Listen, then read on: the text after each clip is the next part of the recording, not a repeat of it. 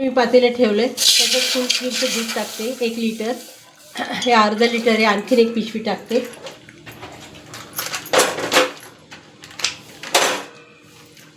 आणि ते आटून घेते. ब्रेडच्या कडा कापून घेतल्यात. आता ब्रेडला मी तूप लावून घेते, साजूक तूप.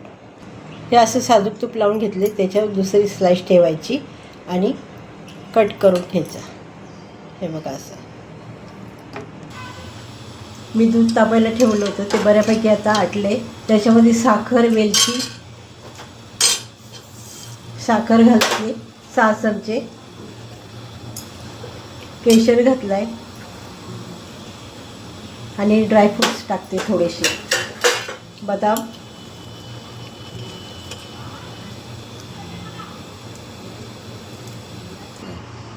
याच्यामध्ये काजू बदाम पिस्ता टाकला आणि वेलची पावडर घालते.